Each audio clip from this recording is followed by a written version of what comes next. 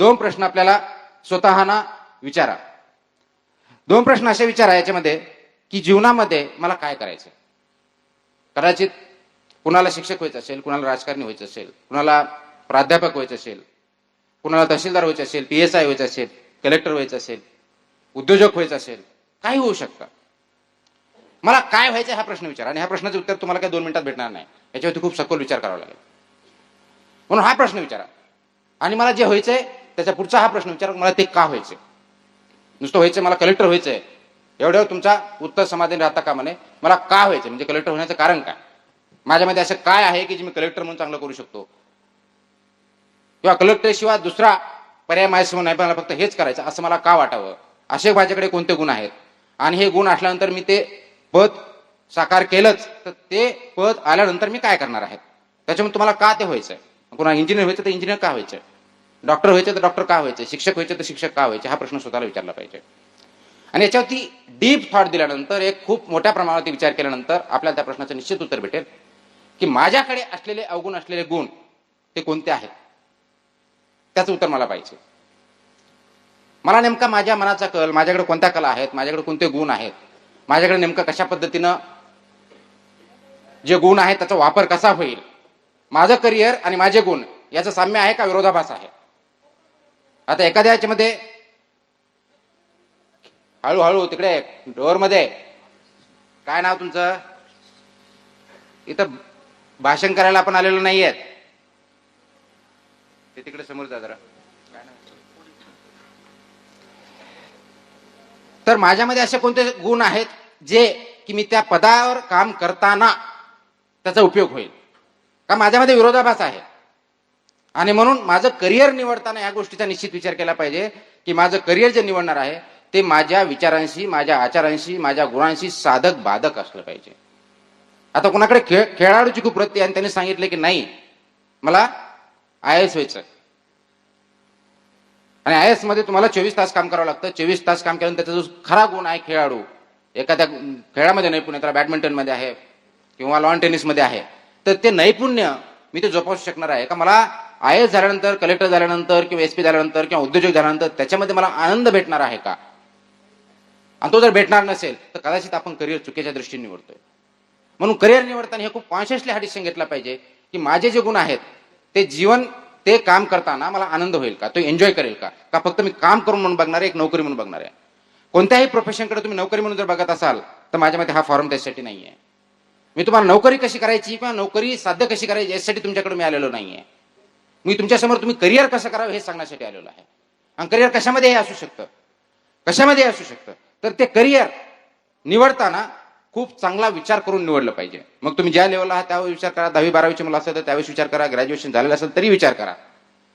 कारण तुम्ही एक वेळेस करिअर केल्यानंतर, एखादी नोकरी केल्यानंतर 10 वर्षांनी परत तो निर्णय तुम्ही बदलू शकणार नाही. तो एक वेळेस गेल्यानंतर तुमचं हे एज निघून गेल्यानंतर परत त्याच्यामध्ये तुम्हाला संधी भेटणार नाहीत.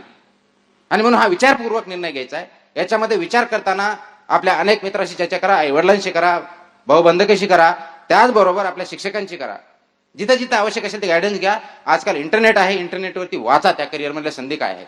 आणि त्या संधी फक्त तुमच्या पुरत्या, म्हणजे बीडमध्ये किती आहे, औरंगाबादमध्ये किती आहे, राज्यापुरतं एवढं न बघा, आंतरराष्ट्रीय स्तरावरती याचे काय रिपरकशन्स आहेत हे बघा.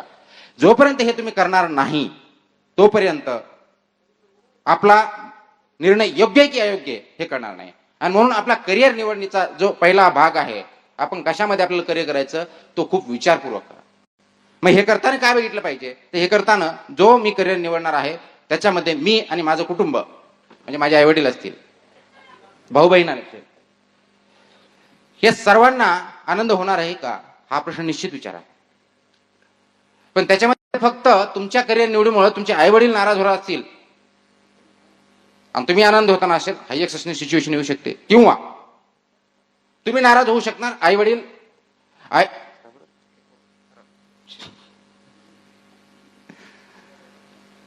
किंवा तुमचे आईवडील आनंद होत असतील, तुम्ही नाराज होणार, अशी सिच्युएशन असू शकते.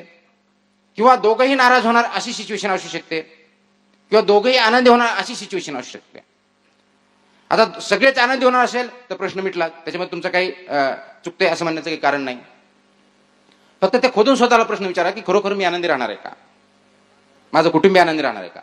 पण ज्या ठिकाणी एक जण आनंदी राहणार आहे आणि एक आनंदी राहणार नाही, त्या ठिकाणी मात्र तुम्हाला विचार करावा लागेल. आई वडील नाराज होणार आहेत, तुम्ही आनंदी राहणार आहे, त्याच्यामध्ये काय करणार? मग आई वडिलांना खुश करायचंय का स्वतः खुश राहायचंय? हा प्रश्न विचारावा लागेल. आणि हा प्रश्न विचारल्यानंतर तुम्हाला याचं उत्तर हे भेटावं लागेल की मी खुश राहिलो तर आई वडील नाराज कधीच असू शकत नाही. मी खुश राहिलो तर आई वडील कधीच नाराज असू शकत नाही. आणि मी फक्त करिअरच्या बाबतीत बोलतोय, बाकीच्या बाबतीत बोलत नाही. आणि म्हणून मी जर खुश राहिलो तर आई वडील नाराज राहणार नाहीत. मग माझा जो आई वडील नाराज का होते किंवा का असतील किंवा ते का नाराजी का प्रकट करतात हे योग्य नाहीये, त्याच्या पाठीमागे कारण असतं. कारण तुमच्यापेक्षा तुमचे आई वडील तुम्हाला चांगलं ओळखत असतात. तुमच्यापेक्षा तुमचे आई वडील तुम्हाला जास्त चांगले ओळखत असतात. त्यांनी लहानाचं मोठं तुम्हाला केलेलं असतं, जन्म दिलेला असतो. तुमचे गुण अवगुण त्यांना चांगले माहित असतात. आणि म्हणून ते सांगत असतात की बाबा हे तुझ्यासाठी योग्य काय योग्य. कदाचित ते शिकलेले नसतील, कदाचित ते ग्रॅज्युएट झालेले नसतील, पण ते शिक्षित आहेत. ते कदाचित इलिटरेट असतील, त्यांना कदाचित बाराखडी येत नसेल, कदाचित त्यांना आकडेवारी येत नसेल, कदाचित त्यांना लिहिता वाचता येत नसेल, परंतु ते शिक्षित आहेत. आपण एवढे ग्रॅज्युएट झालो याचा अर्थ आपण शिक्षित आहोत असा होत नाही. आपण फक्त लिटरेट झालो, एज्युकेटेड झालो असं म्हणण्याचा आपल्याला अधिकार प्रत्येकाला येत नाही. म्हणून आपले आई वडील निश्चित त्यांच्या करिअरमधले जे काही त्यांना खास खडी माहिती त्याच्या आधारे ते एज्युकेटेड असतात. म्हणून त्यांच्या सल्ल्याचा विचार करा. प्रत्येक वेळी त्यांचा सल्ला योग्यच असेल असं नाही, कारण त्यांनी जे जग बघितले ते कदाचित छोटं असेल, त्या गावापुरतं असेल. तुम्ही कदाचित अभ्यास करून आंतरराष्ट्रीय समान लेवलचं बघितलं असेल, राज्य स्तरावरचं बघितलं असेल, देश पातळीवरचं बघितलं असेल, मग कदाचित त्या गोष्टी तुम्हाला माहित असतील तर त्यांच्यावर शेअर करा, त्यांच्यावर बोला. आणि मग त्यांचा काय त्याच्यातून व्ह्यू होतो ते बघा. आणि ते जे म्हणतात त्याच्यावरती विचार करा आणि त्या विचारा अंती निर्णय घ्या. हे ज्यावेळेस आई वडील नाराज होतील किंवा आपले मित्रमैत्री नाराज होतील किंवा आपले नातेवाईक नाराज होतील त्यावेळेसची गोष्ट. समजा तुम्हीच नाराज असाल, ते सगळे जर खुश असतील, तो निर्णय चुकूनही घेऊ नका. कारण शेवटी करिअर तुम्हाला करायचे, काम तुम्हाला करायचे, जॉब तुम्हाला करायचे. आणि त्या करिअरमध्ये तुम्हाला आनंद भेटत नसेल तर पर्यायाने तुमचे आई वडील नाराज होणारच हे लक्षात ठेवा. कदाचित ते शॉर्ट टर्म ते आनंदी असतील, त्यांना लॉंग टर्म करायचे माहित नसेल.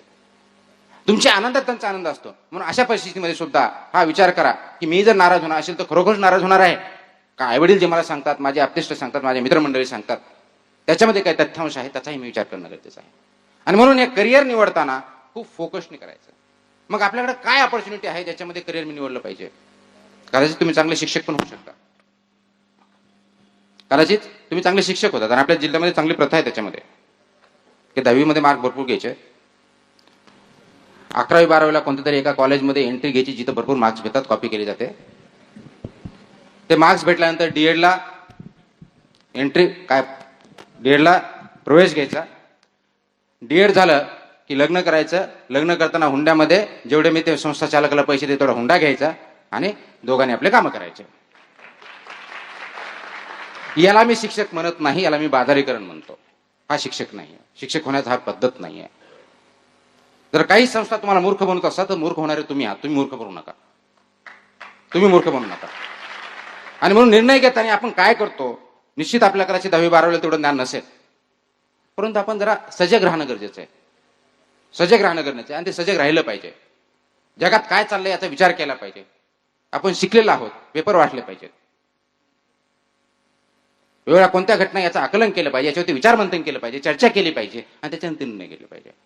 याचा अर्थ तुम्ही बीड जिल्ह्यातल्या सगळ्या संस्था वाईट आहे असं माझा म्हणण्याचा काहीच हेतू नाही आहे. ज्या वाईट आहेत त्या वाईट आहे, ज्या चांगल्या आहेत ते चांगल्या आहेत. तर चांगल्याची आणि वाईटाची पारख करता आपल्याला आली पाहिजे. जशी माणसाची असते तशी संस्थांची असते. मग ते शिक्षण संस्था आहेत का वेगळ्या संस्था आहेत, त्या कोणत्याही संस्थेच्या बाबतीत लागू होतं. म्हणून आपण एखादी बाजारात गेल्यानंतर कोणतीही गोष्ट भाजी जरी घ्यायची म्हणलं तर ती पारखून घेतो. त्याच्यामध्ये किडे आहेत का, त्याच्यामध्ये नासधूस आहे का, कमी आहे का, जास्त आहे का, वजन काटा 100 कमी होतं का, 100 जास्त असतो, त्या गोष्टी जशा बघतो त्याला खूप वेळ देतो आपण. आणि एखाद्या दुकानदाराने 100 ग्राम साखरेच्या अगेन्स्ट 99 ग्राम दिलं आणि काटा इकडे टळला तर त्याच्याशी आपण भांडण बघतो. राईटली सो, कारण ते चुकीचं आहे. पण आपल्या करिअरच्या बाबतीत मात्र हे प्रश्न आपण विचारत नाही. एखादी संस्था निवडताना हे प्रश्न आपण विचारत नाही. ही शोकांतिका. जिथं आपण ज्याच्यावरती जास्त वेळ करायला द्यायला पाहिजे त्याच्यावरती आपण वेळ देत नाही. एमपीएससी ऍडव्हर्टाइज आली, भर अर्ज. अरे त्याचा विचार केलाय का, तो अभ्यास केलायस का, एमपीएससी म्हणजे काय बघितलंय का, गजेटेड ऑफिसरचा सिलेबस काय, माझी काही तयारी आहे का, त्याला किती वेळ लागणार आहे, किती तास अभ्यास करावा लागणार आहे, त्या जागा किती आहेत, मला रँक किती यावं लागेल, याचा कधी विचार केलाय का. नाही केलं.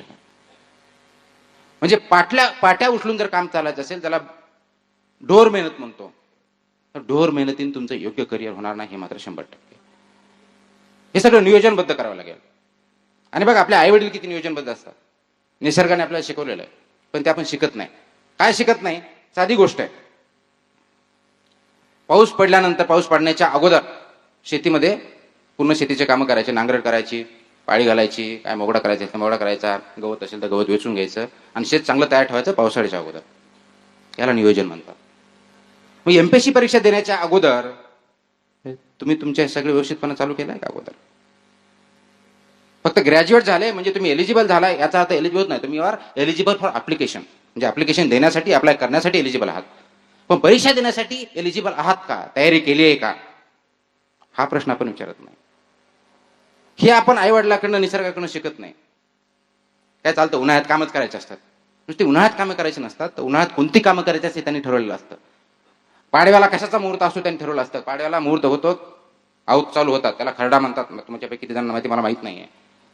नांगरणी असेल तर इमिजिएटली नांगरणी उन्हाळा चालू होण्याच्या अगोदर केली जाते, कारण नांगरणी करताना जर त्याच्यामध्ये जर मॉइश्चर असलं तर नांगरणी चांगली होते.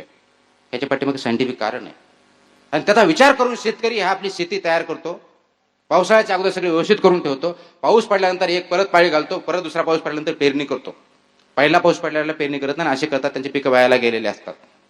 याला नियोजन म्हणतात. त्याच्यानंतर 1 महिन्यानंतर मध्ये जर गवत वाढलंच तर त्याला कोळपणं किंवा खरडणं किंवा ज्या गोष्टी आहेत त्या करत असतो, खुरपणं असतात त्या गोष्टी करतो.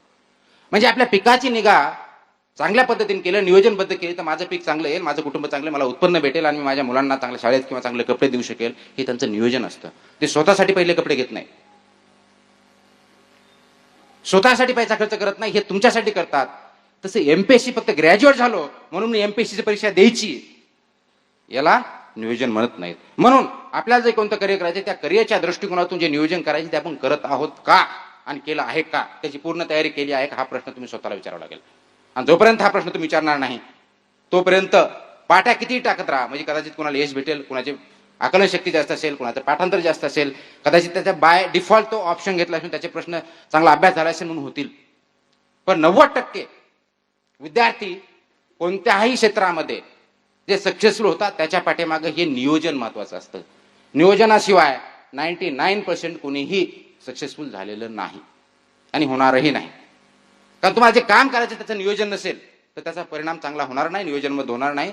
इकडे तिकडे तुम्ही कुठेतरी भरकटणार, इकडे तिकडे कुठेतरी भरकटणार. तुम्हाला उदाहरण म्हणून सांगतो. नारायण मूर्तीचं नाव ऐकलं असेल तुम्ही, ऐकले? इन्फोसिस ही कंपनी आहे, बरोबर आहे. 1980च्या दशकामध्ये हे 3 मित्र होते, ग्रॅज्युएट झालेले, इंजिनियर झालेले, नोकरीच्या शोधात मुंबईला आलेले होते. एका फ्लॅटमध्ये राहत होते. कदाचित काही जणांना वाटलं असेल, नसेल तर मी तुम्हाला स्टोरी सांगतो. नोकरी शोधत होते.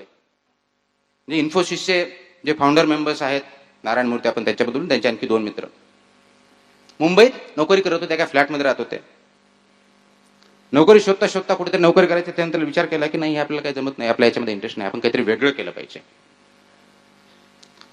आणि म्हणून त्यांनी एक 5-6 महिन्याच्या काळामध्ये ठरवलं की नाही, आपल्याला नोकरी नाही करायचं, आपल्याला काहीतरी नोकरी देणार व्हायचं, कंपनी स्थापन करायची. म्हणून त्यांनी कंपनी स्थापन केली. अगदी 1000-2000 रुपयापासून कंपनी स्थापन केली. कंपनी स्थापन करण्यासाठी लायसन्स लागतात. त्यावेळेस लायसन्स राज होता, आता लायसन्स लागत नाही. 1991 नंतर आपली पॉलिसी बदलली म्हणून लायसन्स लागत नाही. ते लायसन्स भेटण्यासाठी मग आमचं कलेक्टर ऑफिस असेल, ते इंडस्ट्री असेल, तिथे लायसन्स देण्यासाठी पैसे लागायचे. पैशाशिवाय लायसन्स भेटत नाही. त्यांनी काय केलं? पैसे दिले नाही. त्यांनी पैसे दिले नाही. त्यांनी ठरवलं होतं मी जर उद्योग करणार तर प्रामाणिकपणे करणार, लिगली करणार, त्याच्यात ज्या अडचणी असेल ते मात करणार. आणि म्हणून त्यांनी कुठेही पैसा दिला नाही. आणि त्या प्रिन्सिपल जेवढे अडथळे येतील तेवढे अडथळे पार करत आज ती कंपनी जगामधली पहिल्या 500 कंपनीपैकी एक कंपनी जगामधली आहे. ती आज कार्यकाळ किती झाला त्याला? फक्त 30 वर्ष. म्हणजे ज्यावेळेस कदाचित तुम्ही जन्माला नसाल किंवा जन्माला असाल तेव्हापासून सुरू झालेलं. आज कंपनी पहिल्या 500 कंपनीमध्ये आहे. भारतातल्या टॉप 5 मधली कंपनी आहे. ती लाखो करोडो लोकांना एम्प्लॉयमेंट देते. थाउजंड्स ऑफ करोड्स ऑफ त्यांचा बिझनेस आहे. सुरुवात केली 1000 रुपयापासून. ठरवलं काय? प्रामाणिकपणे काम करायचं. ठरवलं काय? कोणत्याही इलिगल मार्गाचा, इमॉरल मार्गाचा मी वापर करणार नाही. कष्ट करण्याची तयारी, शिकण्याची तयारी. पैसा हा अडथळा नव्हता. त्यांचे आईवडील श्रीमंत नव्हते, जसे तुमचे माझे असतील तसे त्यांचे शिक्षक वगैरे होते. ती कंपनी आज जर 5,000 कोटीच्या पुढे पहिल्या 500 जगातल्या कंपन्यांमध्ये येत असेल, भारतातल्या टॉप याच्यामध्ये राहत असेल, तर त्याच्या पाठीमागे काहीतरी नियोजन होतं. त्याच्या पाठीमागे भरपूर कष्ट होते. फक्त नियोजन करून चालत नाही. आपल्याला नेहमी असतात 10वीला गेलं की आपले आईवडील सांगतात, पर्टिक्युलर शिक्षक किंवा शिकलेले असतात, सकाळी 7 वाजता उठायचं, 7:30 पर्यंत तयार व्हायचं, 7:30ला शाळेला जायचं, 1 वाजता शाळेत त्यानंतर 1 ते 1:30 जेवण करायचं, 1:30 वाजल्यापासून 5 वाजेपर्यंत अभ्यास करायचा, 5 ते 5:15 ब्रेक घ्यायचा, 5:15 ते परत 8 पर्यंत अभ्यास करायचा, 8 ते 8:30 लंच डिनर करायचं, 8:30 ते 12 पर्यंत परत अभ्यास करायचा, 12 हा टाइम टेबल असतो. आणि तो भिंतीला लावतो आपण टेबलच्या समोर. हे झालं तुमचं नियोजन. फक्त ते भिंतीवरच राहतं. प्रॉब्लेम तिथे. हे सगळं नियोजन फक्त भिंतीवर राहतं. आणि हे जो नियोजन पाळतो तो पुढे जातो, तो मेरिटमध्ये येतो, त्याचं सक्सेसफुल होतं. हा फरक आहे तो. फक्त नियोजन करून चालणार नाही. नियोजन हा पहिला टप्पा आहे. पण फक्त नियोजन केलं म्हणून तुम्ही यशस्वी होणार नाही, ऍब्सोल्युटली होणार नाही. नियोजन केल्यामुळं फक्त यशस्वी होणार नाही. भारताच्या आतापर्यंत कोणता प्लॅन चालू आहे माहित नाही. कितवा? 14वा? 12वा? भारत स्वातंत्र्य झाल्यानंतर आपण नियोजन विभाग केला. आता 12वा प्लॅन चालू आहे. 12वा अनेक प्लॅनच्या माध्यमातून आपण विकास करत आहोत. त्याच्यात काय त्रुटी असेल पुढच्या याच्यामध्ये आपण दुरुस्त करतो. अशा आपण प्लॅन करतो. आणि म्हणून आपण गरिबीच्या जीवन धान्य भेटत नव्हती, परंतु धान्याच्या सरप्लस याच्यापर्यंत आपण आलेलो आहे. उद्योगधंद्यापर्यंत आलोय. फक्त शेतीशिवाय दुसरं काही नव्हतं ना, आता अगदी रॉकेट सायन्स पर्यंत आपण गेलो. हे नियोजनाचा भाग झाला. पण नियोजनाबरोबर ते इम्प्लिमेंट केलं म्हणून झालं. नियोजनाशिवाय काही शक्य नाही. पण फक्त नियोजनामुळे तुम्हाला यश भेटणार नाही. नियोजनावरती अंमलबजावणी त्याच्यापेक्षा जास्त महत्वाची आहे. जोपर्यंत तुम्ही ती अंमलबजावणी करणार नाही तोपर्यंत काम होणार नाही. दुसरं उदाहरण देऊन सांगतो. याच ठरवलं मी, आज रविवार आहे. रविवार असल्यामुळे मी आज मित्रांनी पार्टी ठरवली. काय झालंय? मी उदाहरण देतोय, कारण पार्टी काय मी पार्ट्या करत नाही. तुम्ही करत असाल म्हणून ते पार्टीचं उदाहरण देतोय. आणि आम्ही ठरवलं की दुपारी किंवा संध्याकाळी डिनरला जायचंय. इथे धाब्यावर जाता का हॉटेलवर जायची सवय इथे? कशावर? धाब्यावर का हॉटेलवर? धाब्यावर.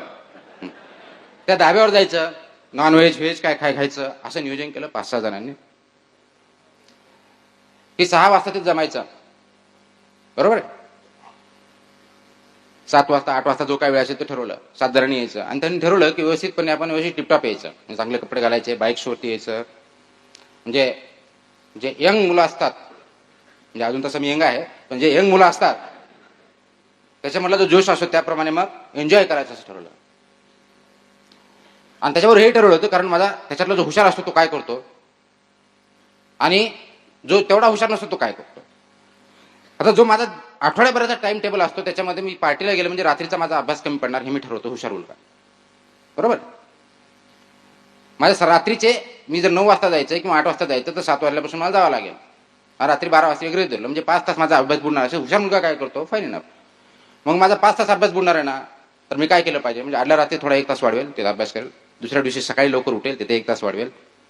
रात्री 12 आल्यानंतर परत 1 तास वाढेल. असं 3-4 तासाचं मी गॅप भरून काढेल. आणि दुसऱ्या दिवशी आणखी 1-2 तासाचा गॅप भरून काढेल. आणि मी 7 वाजता तयार होऊन तिथे जाईल. जो तेवढा हुशार नसतो काय करतो, 9 वाजता आपण हे करू, 9 वाजता ते करू, हे करू, इकडे जा तिकडे कपडे इस्त्री कर, हे कर ते कर. त्याच्यामध्ये 4-5 तास दिवसाचे घालणार, ते 4-5 तास घालणार, 10 तास वाया घालणार.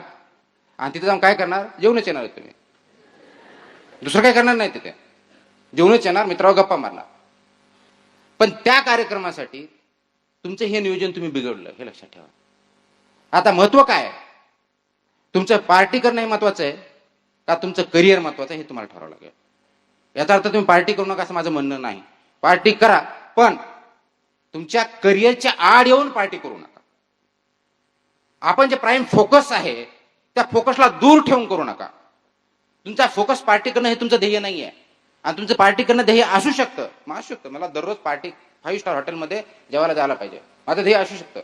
किंवा महिन्यातून मी कमीत कमी जीवनातून मुंबईला गेलो की ताज हॉटेलमध्ये मला जेवायला पाहिजे आणि 1 दिवस मला रात्र तिथं राहायचं, हे माझं ध्येय असू शकतं. चूक काहीच नाही त्याच्यात. पण फक्त ते म्हटले होणार नाही, त्यासाठी तुम्हाला कष्ट घ्यावं लागेल. कारण ताजमध्ये 1 रात्र राहायचं तुम्हाला कमी 50,000 रुपये लागणार. तर 50,000 याची तुमची लायकी पाहिजे, त्यासाठी तुम्हाला तेवढे पैसे कमावे लागतील. ते पैसे कमावण्यासाठी तुम्हाला काहीतरी बनावं लागेल. म्हणून ते जर अचीव करायचं असेल तर हे मधलं नियोजन तुम्ही कोलबडून देऊ नका. आणि आपण इथंच चुका करत असतो की शॉर्ट टर्म एन्जॉयमेंटसाठी लॉंग टर्म करिअर मधल्या गोष्टी आपण कॉम्प्रोमाइज करतो.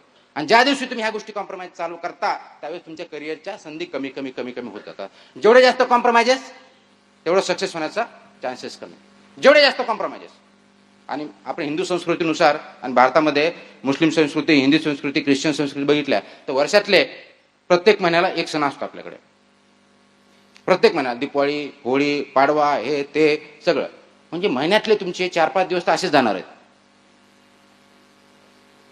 म्हणजे वर्षातले जर 60 दिवस तुम्ही तुमच्या सणासुदीच्या एन्जॉयमेंटमध्ये घालवत असाल तर तुमच्या करिअरवरचे दर वर्षातले 60 दिवस तुम्ही कमी करता, एवढं लक्षात ठेवा.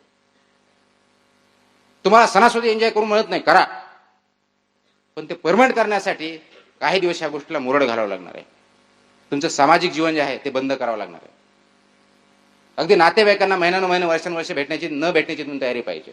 हे डेडिकेटेड तुमच्यामध्ये असावं लागणार आहे. तरच तुमचा जेवढा मोठा गोल असेल तेवढं जास्त डेडिकेशन लागणार आहे. तरच तुम्ही सक्सेस होऊ शकता. तो पण सक्सेस होऊ शकत नाही, अजिबात होऊ शकत नाही. तुम्ही बघा आपल्या गावामध्ये किंवा आपण याच्यामध्ये, आणि मोस्टली शेतकरी असाल म्हणून मी त्या दृष्टीने उदाहरण देतोय. का बाहेरचे कुणी आहेत शेतकऱ्याशिवाय कुणी आहेत का जास्त? किंवा सिटीमधले असेल, आपण काही बीडमध्ये काही राहतात. काही ऑफिसमध्ये आल्यानंतर किंवा काही उद्योगधंद्यामध्ये किंवा किंवा कॉलेजचे काही प्रिन्सिपल्स आहेत त्याच्यामध्ये चर्चा नेहमी असते. काय रे तू आला की तुझा लेक्चर घेतो, लेक्चर घ्या की तू वापस जातो, आमच्यावर गप्पा मारत नाही. हा एक पूर्ण असतो, कारण मी लेक्चर होतो एक वर्ष, मला माहिती तर काय चर्चा चालतात ते. I was lecture in Ismail Yusuf college government of Maharashtra मुंबईला. मी राज्यशास्त्राविषयी शिकत होतो एक वर्षभर. आणि त्याच्यामुळे स्टाफ रूममध्ये काय चालतं, कॉलेजमध्ये काय चालतं, म्हणजे विद्यार्थी म्हणून माहिती आणि शिक्षक म्हणून नाही माहिती. तर एखादा जो शिक्षक असतो तो फोकस राहतो की मला शिकवायचे, माझे एवढे 5 तास आहेत, 5 तास आलं मी सकाळी 5 तास केले, त्याच्यानंतर मी लायब्ररीत जाऊन बसलो, अभ्यास केला, घरी गेलो. हा एकलकोंडा आहे, काय मिसळत नाही, काय कामाचं नाही, सोडून द्या. एक बाब. दुसरा असतो तो सकाळी 9 वाजल्यापासून येतो, संध्याकाळी 6 वाजेपर्यंत येतो, ना लेक्चर घेतो ना अभ्यास करतो, पण स्टाफ रूम मध्ये मात्र चहा पे सगळं गप्पा मारत असतो. हे दुसरी एक्स्ट्रीम कॅटेगरी. तिसरे काय असतात, दोन्ही गोष्टी करतात, मिळून मिसळून करतात, बघतात, अभ्यास करतात, शिकवतात. आता प्रश्न असा आहे, याच्या तिघापैकी बरोबर कोण? तिघापैकी बरोबर कोण? नाही, मला ऐका येत नाही. पहिला, दुसरा का तिसरा? तिसरा. Very good. पहिला. ओके. आता हे चूक की बरोबर, तो जो शिक्षक आहे त्याला जीवनामध्ये काय करायचे याच्यावरती अवलंबून आहे, तुमच्यावरती अवलंबून नाही. त्याच्यावरती अवलंबून आहे. मला अभ्यास करून शिक्षकाला शिकवून, विद्यार्थ्यांना शिकवून हे माझं काम आहे, ते जर मी करत असेल आणि त्याच्याबरोबर चहा मिसळून कुणावर गप्पा मारत असेल तर चुकीचं काहीच नाहीये. पण ते माझ्या ड्युटीमध्ये मी कॉम्प्रोमाइज करता कामा नये, तेवढा अभ्यास करून करता येईल. पण एखादा शिक्षक जो असेल त्याला तेवढा अभ्यासाची गरज असेल म्हणून तो जर लायब्ररीत बस असेल तर त्याच्यातही काही चूक नाही आहे.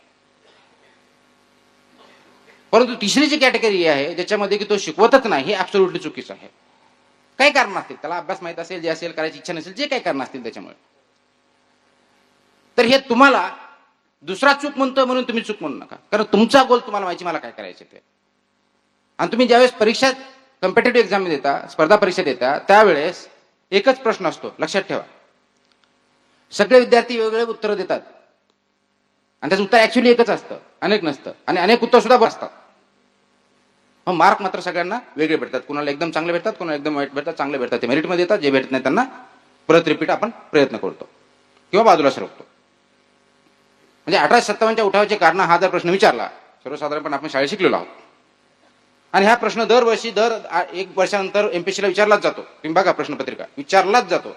1857च्या उठावाविषयी काहीतरी विचारतील, गांधीविषयी काहीतरी विचारतील, नेहरूविषयी काहीतरी विचारले जातात. त्यांना आपण अगदी 4थी-5वी पासून शिकत असतो. परंतु उत्तर काही जणांचीच बरोबर असतात, काही जणांची, अगदी 10% मुलं, तेच मुलं सक्सेस होतात.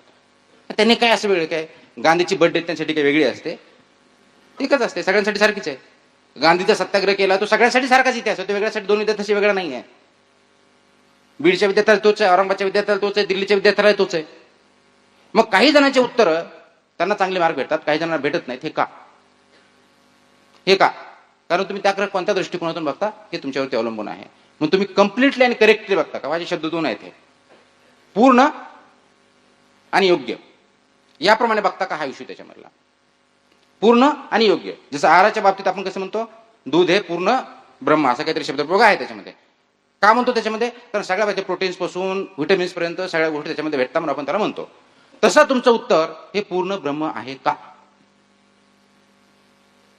हे जोपर्यंत तुम्ही विचारणार नाहीत, म्हणजे स्पर्धा परीक्षेचं असेल ना, ते ग्रॅज्युएट लेवलचं असेल, कोणत्याही परीक्षा असते, तोपर्यंत तुम्हाला अत्युच्च मार्क किंवा बेस्ट मार्क भेटणार नाही. आणि जोपर्यंत तुम्हाला बेस्ट मार्क भेटणार तोपर्यंत तुम्ही क्वालिफाय होणार नाही कोणत्याही परीक्षेमध्ये. तुम्ही पास व्हा. म्हणजे ग्रॅज्युएटला आपण पास होतो किंवा पास केलं जातो. अनफॉर्च्युनेटली आपल्याला पास केलं जातं. ही शोकांतिका आहे. आपल्या हायर एज्युकेशन मधली एक शोकांतिका आहे की आपल्याला पास करावं लागतं. वेगळे कारण आहेत त्याच्यामध्ये, अनेक कारण आहेत. आणि ह्या पास होण्याच्या किंवा पास करण्याच्या संस्कृतीमुळे आपण अनेक पिढ्या बर्बाद केल्या. माझं कॉलेज चालवायचं आहे, कॉलेजमधला स्टाफ वाढवायचा आहे, माझे विद्यार्थी कमी झाले, मी नापास केले, तर पुढच्या वर्षी मला तेवढी स्टाफ येणार नाही, त्याच्यामुळे माझी स्टाफची स्ट्रेंथ कमी होईल. हे एक कारण झालं. दुसऱ्या बाजूला माझ्या विद्यार्थ्याला तुम्ही नापास करता, तुम्हाला नोकरीत राहायचंय का, दुसरं कारण. तुम्ही माझ्या संस्थेत काम करता, माझं हे ते, आणि माझ्या विद्यार्थ्यांना नापास करा, तुम्हाला अधिकार कोणी दिला, हे दुसरं कारण. पण ह्या संस्कृतीमुळं आपण पिढ्यानं पिढ्या बर्बाद करतो, हे मात्र व्यवस्थितपणे विसरून चाललोय. हे विसरता कामा नये. हे तुमच्यासाठी माझ्यासाठी बरं नाहीये. आणि म्हणून जे आपण असेसमेंट करतो, परीक्षा ही असेसमेंटसाठी असते, तुम्हाला पास किंवा फेल करण्यासाठी नसते. तुमचं असेसमेंट होत नाही, तुमचं असेसमेंट होत नाही. पर्यायानं तुम्हाला वाटतं आम्ही 10 पुरवण्याला लागले मला जास्त मार्क भेटतात, आणि काही अंशी ते मी स्वतः अनुभवलेल्या गोष्टी त्या ग्रॅज्युएट लेवलला, मी कॉम्पिटेटिव्ह गोष्टी करत नाही, मी ग्रॅज्युएट लेवलची गोष्ट करतोय, कॉलेज लेवलची गोष्ट करतोय. आणि ह्या संस्कृतीमुळे आपल्यामधले अनेक विद्यार्थी चुकीच्या मार्गाने जातात. कारण त्यांना पास झालं वाटलं की आपण वर्षभर काही न करता पेपरमध्ये काही लिहून आपण पास झालो म्हणजे आपण हुशार आहोत, हा भ्रम होतो. आणि हे भ्रम तयार करायला आपण जबाबदार आहे, शिक्षक किंवा आपली शैक्षणिक जी व्यवस्था आपण लावली ती जबाबदार आहे. म्हणून ते वेळीच विद्यार्थ्यांना असेसमेंट जर प्रॉपरली दिलं तुम्ही की नाही, या तुमच्या उत्तरामध्ये ह्या चुका आहेत, ह्या तुम्ही सुधारा, इथं तुमची कमतरता आहे, इथं माहिती कमी आहे, इथं आकलन कमी आहे, इथं विश्लेषण कमी आहे, लिहिण्याची पद्धत चुकीची आहे, अक्षर चुकीचे आहे, पॅरेग्राफ बरोबर नाही आहेत, इंट्रोडक्शन बरोबर नाही आहे, कंक्लुजन चुकीचं आहे, प्रश्न विचारला आहे, उत्तर लिहिता दुसरं. ह्या गोष्टी तुम्ही जर ग्रॅज्युएशन लेवलला किंवा शाळेमध्ये आपण सांगत राहिलो तर पर्यायानं उत्तर चांगली लिहिण्याची किंवा असेसमेंटची त्या विद्यार्थ्याची सवय लागेल. येस, मी इथं चुकतो आहोत म्हणून ते इम्प्रूव्ह केलं पाहिजे. हे चुकताना याप्रमाणे काम कर, याप्रमाणे अभ्यास कर, हे जर आपण त्यावेळेस सांगितलं तर पर्यायानं आपले विद्यार्थी ग्रॅज्युएट होईपर्यंत चांगल्या प्रकारचे तयार होऊ शकतात. पण अनफॉर्च्युनेटली गेल्या अनेक वर्षामध्ये हे चुकीच्या पद्धतीने चाललंय, आणि हे जो पण चालणार आहे तोपर्यंत अनेक पिढ्या बर्बाद होतील. परंतु आपण फक्त शिक्षकाला दोष देऊन चालणार नाही, शैक्षणिक पद्धतीला दोष देऊन चालणार नाही. स्वतःचं असेसमेंट आपण स्वतः केलं पाहिजे. प्रमाणित स्वतःची राहा, दुसऱ्याची राहू नका. दुसऱ्यांना फसू शकता तुम्ही, स्वतःला फसू नका. दुसऱ्याला फसवून ऐकूच मान्य आहे, तुम्ही स्वतःला फसवून स्वतःचं करिअर बर्बाद करताय.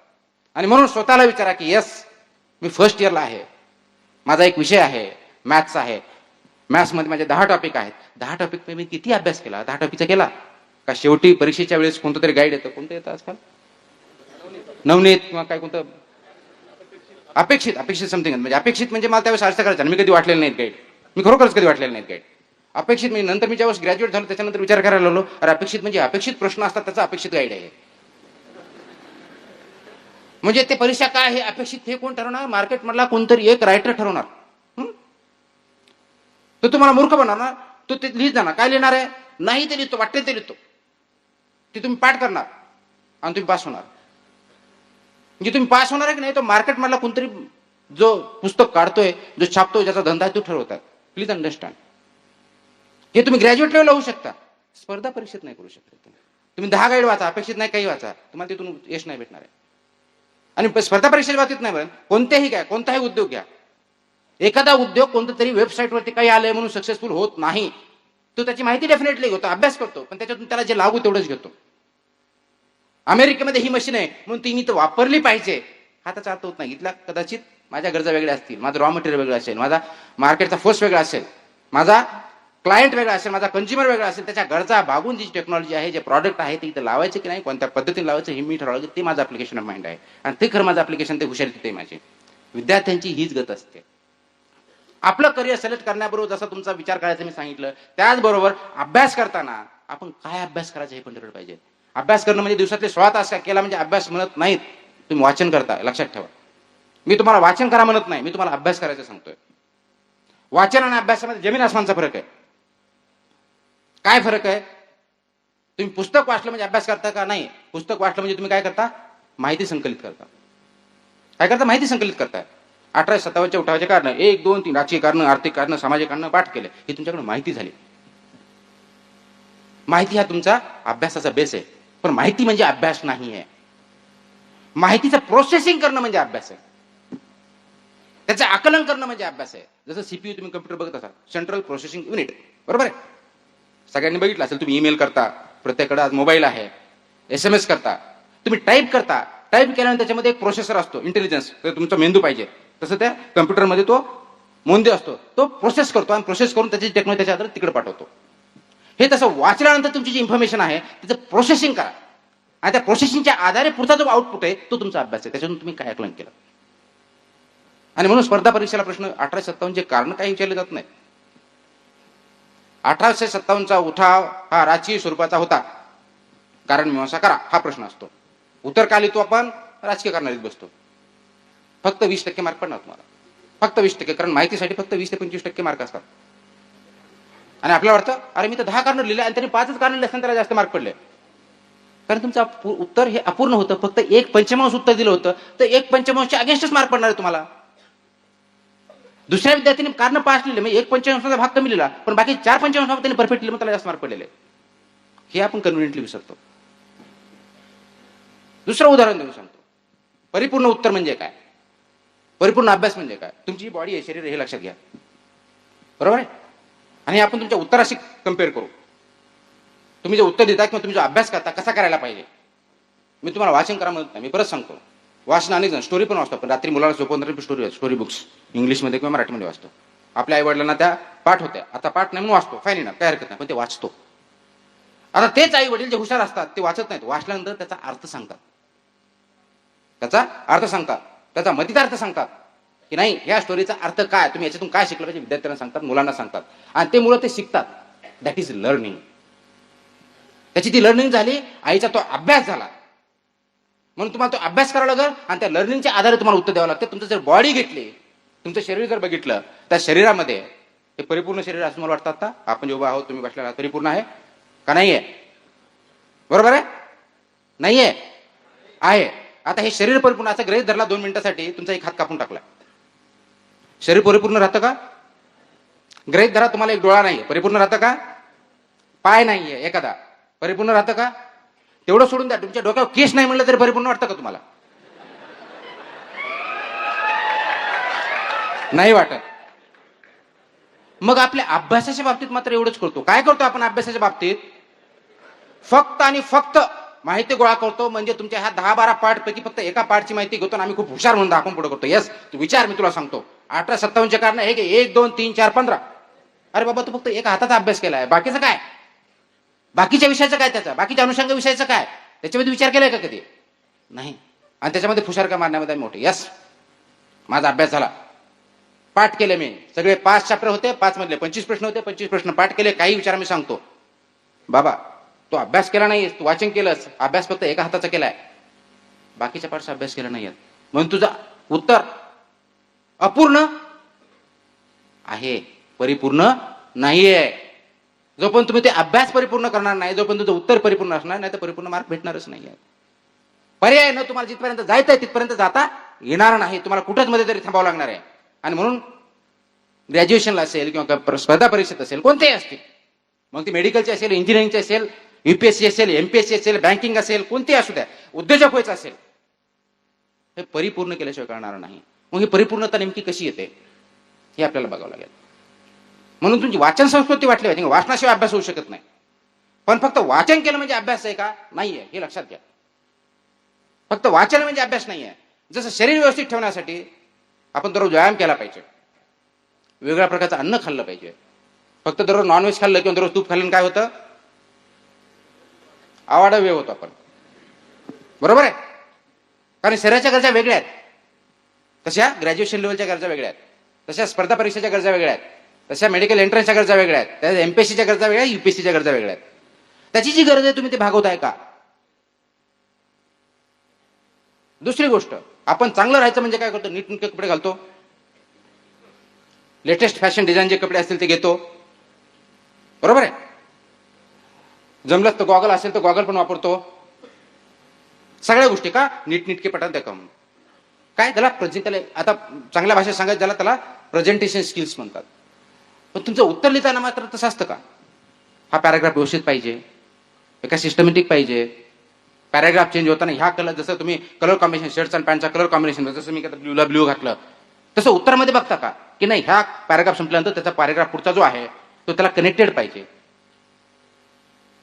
माझा जर कलर फेअर आहे तर मला डार्क कपडे घातले पाहिजेत, माझा डार्क कलर असेल तर फेंट कपडे घातले पाहिजेत. तसं उत्तरामध्ये जसा प्रश्न आहे तसे उत्तराचा विचार करतो का आपण? मग स्वतःच्या दिसण्यासाठी एवढा प्रश्न, साहजिक स्वतः चांगलं दिसावं, चांगलं प्रेझेंट करावं हे मानवी नैसर्गिक वृत्ती आहे. कारण ते चांगलं करावं, चांगलं दिसावं, चांगलं म्हणावं म्हणून आहे. तसं तुमच्या उत्तराला चांगलं दिसावं, चांगलं करण्यासाठी प्रेझेंटेशन व्यवस्थित का नसावं? ते रिडेबल का नसावं? समोरचा जो शिक्षक असेल त्याला वाचावं असं वाटावं असं का नसावं? का मी पण असंच होतो अगोदर, म्हणजे स्टार्टिंगला मी तर सगळं लिहिलंय, मी सगळ्या प्रकारचे लिहिलं होतं, मी कम्प्लीट होतो, माहिती पण लिहायचो, अनालिसिस पण लिहायचो, कारण मीमांसा पण करायचो. पण मुद्देसूद का लिहायचे माझे भांडासन, मी मुद्दे का लिहायचे, पॅराग्राफ का नाही? नंतर माझ्या लक्षात आलं की बाबा मी ताटामध्ये वाढलंय सगळं, पण त्या खाणाऱ्याला मिक्स आवडत नाही, त्याला वेगवेगळ्या कंपार्टमेंटमध्ये पाहिजे.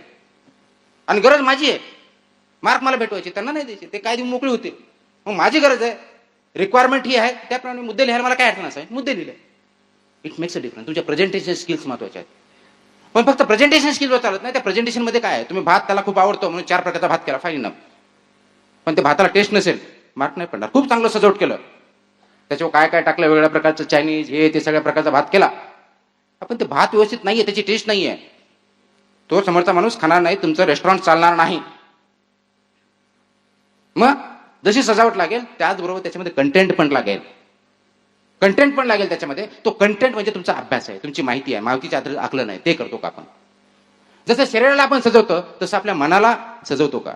मनाचा विचार करतो का? आतून आपले तेवढे चांगले आहोत का? का बाहेर दाखवायचे कारण आपले स्किल्स वेगळ्या ह्या जर असतील तर ह्या दुटप्पीने जाणार, दुटप्पी मनामध्ये आपण पुढे जाऊ शकणार नाही, एका लिमिटपर्यंत जाऊ शकतो, त्याच्या पुढे जाऊ शकत नाही.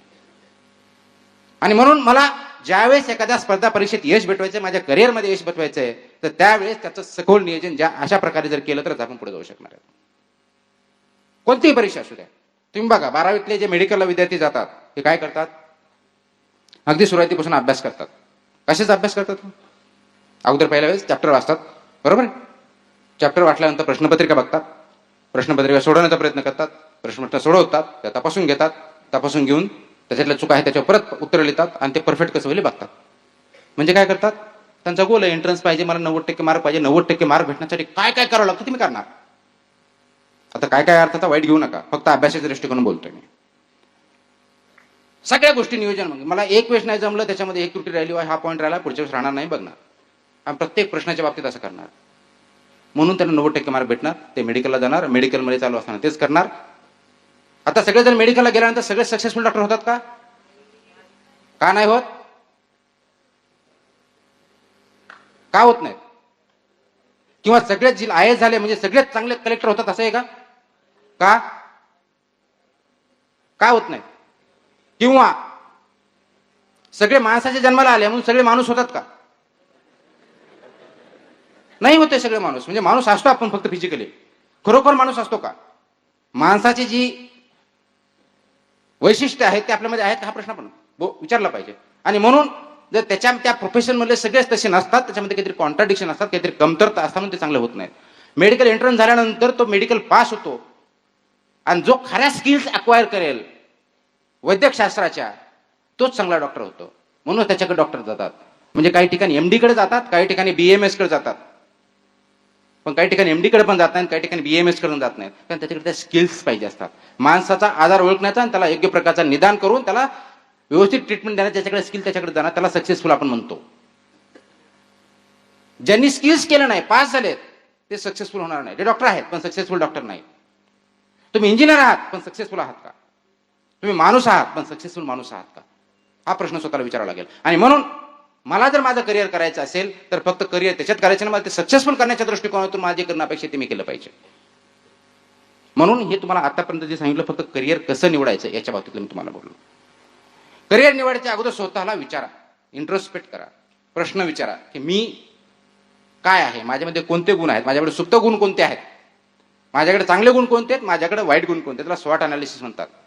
आज घरी गेल्यानंतर सर्वांनी काही करायचं नाही. स्वतःचे पॉझिटिव्ह बाजू आणि निगेटिव्ह बाजू ह्या लिहून काढायच्या. एक दिवसात होणार नाही, 10 दिवस लागतील, पण लिहून काढा. तोंडात ठेवू नका, लिहून काढा. कुणाला दाखवू नका, आई वडिलांना दाखवू नका, मित्रमैत्रिणी दाखवू नका, स्वतःशी लिहा की माझे चांगले गुण हे, माझे वाईट गुण हे. हे झाल्यानंतर परत एक म्हणते तुमच्या कुठेतरी पॉकेटमध्ये ठेवा, SMS मध्ये ठेवा, कुठेतरी ठेवा, कुणाला दाखवू नका. हे झाल्यानंतर परत एक महिन्याने ते वाचा. तुमचे चांगले गुण कोणते, वाईट गुण कोणते. तुमच्या लक्षात येईल की तुमचे चांगले गुण होते त्याच्यातले बरेच गुण तुमच्याकडे नाही आहेत, आणि जे वाईट गुण म्हणता करायची त्याच्यात तुम्हाला एखादा चांगला गुण सुद्धा सापडेल. याचा अर्थ काय होतो? याचा अर्थ असा होतो की आपण आपल्या स्वतःला ओळखत नाही. आपण स्वतःला ओळखत नाही, आणि ज्या माणसाने स्वतःला ओळखला तो खूप चांगल्या प्रकारे काम करू शकतो, जीवनात यशस्वी होतो.